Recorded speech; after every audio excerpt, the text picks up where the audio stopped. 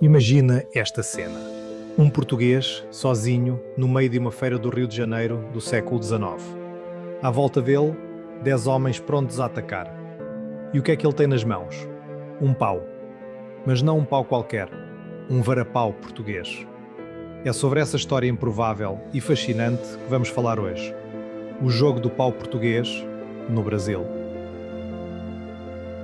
Ora bem, tudo começa lá atrás, quando o jogo do pau era, em Portugal, a defesa dos pobres e dos camponeses. Um bastão comprido, feito para proteger a honra, a família ou simplesmente para resolver um mal-entendido na taberna. Com o tempo, tornou-se uma arte, uma técnica e até um desporto. Mas no início do século XIX, essa tradição cruzou o Atlântico. Em 1807, quando Napoleão invadiu Portugal, a família real fugiu para o Brasil. Levaram consigo a corte, os hábitos e, claro, muitos portugueses. Com eles, vieram também os varapaus. E acreditem, não foi preciso muito tempo até que o jogo ganhasse público. Há até quem diga que o próprio Dom Pedro I, o libertador do Brasil, era fã do jogo do pau. Segundo o Correio Paulistano, o imperador tinha fama de ser, digamos, enérgico. Gostava de amores fáceis, discussões intensas e de um bom combate de pau. Um rei soldado, no sentido literal da expressão. Mas o primeiro registro conhecido vem de 1850, quando um antropólogo belga, Alfonso Mabilde, descreveu um marinheiro português, Manuel José Pereira, a enfrentar um grupo de índios coroados nas matas do sul do Brasil. Pereira era exímio no manejo do pau e tinha, diz o relato, uma força muscular extraordinária. Ou seja, o jogo já viajava com os portugueses, fosse nas aldeias ou nas colónias. A partir da segunda metade do século XIX, o Rio de Janeiro tornou-se palco de autênticos espetáculos. Anúncios de jornais da época prometiam o célebre jogo do pau português, lado a lado com sabre, florete e boxe. Mas o público queria ver o pau. Era o número mais aguardado e o mais aplaudido. E o que tornava o jogo tão popular? A intensidade.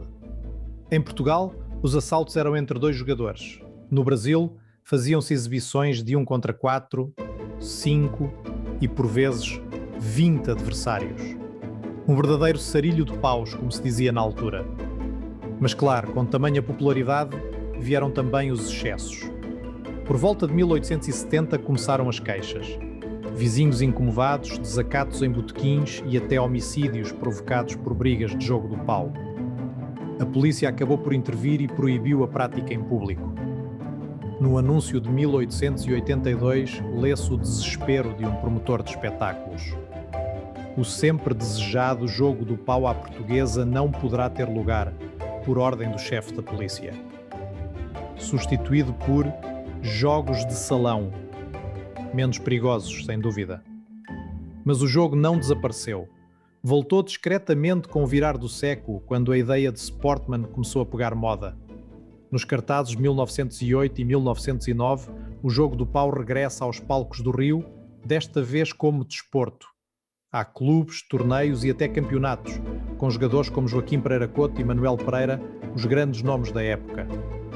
Em 1913, o Botafogo Futebol Clube, sim, o mesmo Botafogo, organizou um match de jogo do pau dedicado ao ministro português Bernardino Machado. Um dos assaltos tinha um jogador contra 5 adversários. E o público delirava. 2 anos depois, em 1915, o Fluminense também teve o seu espetáculo. A multidão encheu as arquibancadas para ver o varapau manejado em todos os sentidos, com golpes certeiros e decisivos. Era um sucesso. Mas como sempre havia polémica. Uns diziam que os jogadores eram profissionais arranjados à pressa. Outros que o público os aplaudiu de pé. Enfim, o Brasil já nessa altura sabia o que era uma boa polémica desportiva. Depois de 1920, o jogo do pau começou a perder espaço. O futebol crescia, o cinema também, e as multidões procuravam novos entretenimentos. Ainda assim há registros curiosos. A polícia brasileira fazia demonstrações de jogo do pau nas suas festas anuais, e alguns ginásios ensinavam a técnica como exercício físico, lado a lado com boxe e ginástica sueca. Mas o tempo foi apagando o seu rasto. Deixou de ser espetáculo e passou a ser memória. Um vestígio de uma época em que um simples pau podia representar coragem, disciplina e até identidade. Hoje, o jogo do pau renasce em Portugal e começa a ser redescoberto no Brasil. Não como briga, mas como património. Uma herança de corpo e de alma, partilhada entre dois países que continuam de alguma forma ligados por este pedaço de madeira. No fim de contas, o jogo do pau no Brasil foi mais do que uma curiosidade histórica.